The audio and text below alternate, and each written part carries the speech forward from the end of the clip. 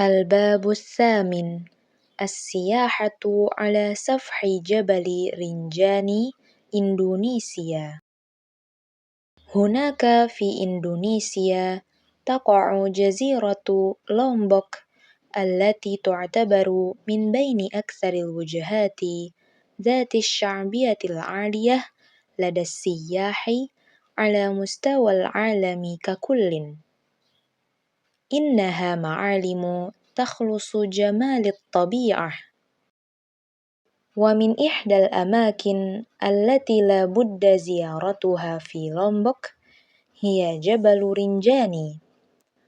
هذا الجبل الرائع يعد ثاني أعلى قمة جبلية بركانية في إندونيسيا بعد جبل كرينشي، كما يعتبر من أشهر المقاصد السياحية المتعلقة بتسلق الجبال بسبب موقعه القريب من المدينة ولما يقدمه من مغامرة وإثارة، بالإضافة إلى المناظر الطبيعية الخلابة التي يحصل عليها المتسلقون عند الوصول إلى قمته.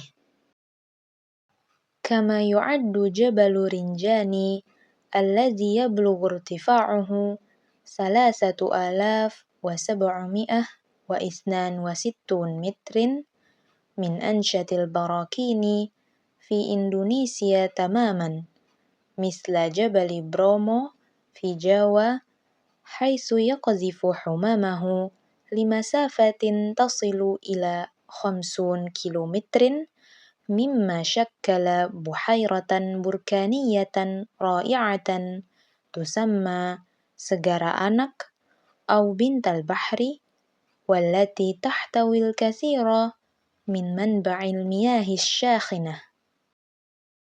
وقد تم التقدم بطلب من الحكومة الإندونيسية لهيئة اليونسكو لاعتبار جبل رنجاني واحدا من الحدائق الجيولوجية في العالم.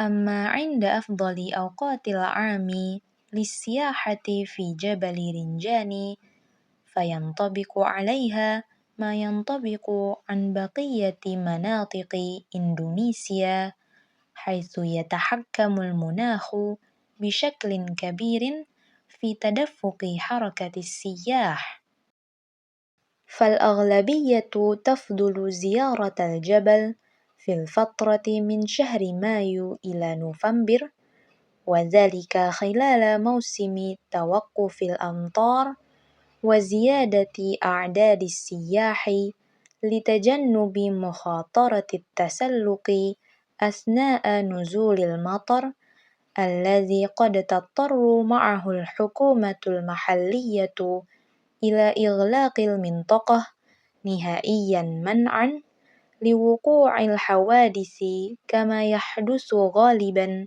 في الفترة ما بين شهري يناير ومارس.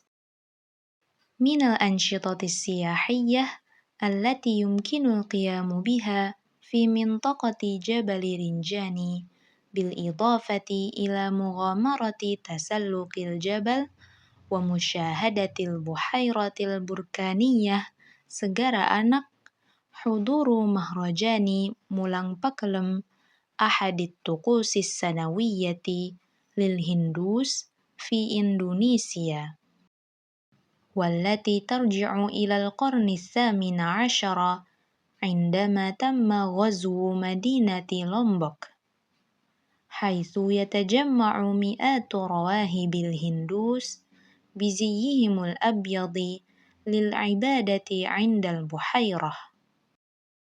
كما يمكن أيضا حضور أحد الطقوس الغريبة التي يقوم بها السكان المحليون عند بدء موسم زراعة الأرز، حين يقومون بإلقاء العديد من السمك الذهبي المصنوع يدويا في مياه البحيرة طلبا للبركة. تبدأ رحلة تسلق جبل رنجان من مسارين معتمدين هما مرتقى سنارو، وهو المسار الأسهل والأقرب للجبل، حيث تبدأ الرحلة غرب قرية بيان على بعد 2 كيلومتر، مرورا بقرية أنيار التي تقود إلى منطقة باتوكوك، ومن هناك إلى مرتقى سنارو. من نقطة سنارو ستأخذ الرحلة ما يقرب من 2 يومين كاملين بمعدل 10 ساعات من التسلق على الأقل. إذا ظل السائح محتفظا بطاقته في اليوم الثالث، يمكن أن يكمل الطريق نزولا إلى البحيرة البركانية للاستمتاع بمنبع المياه الشاخنة. مرتقى سمبالون لاوانغ، ربما يكون هذا المسار هو الأصعب لتسلق جبل رنجان، لكنه بالتأكيد الأكثر تشويقا وإثارة.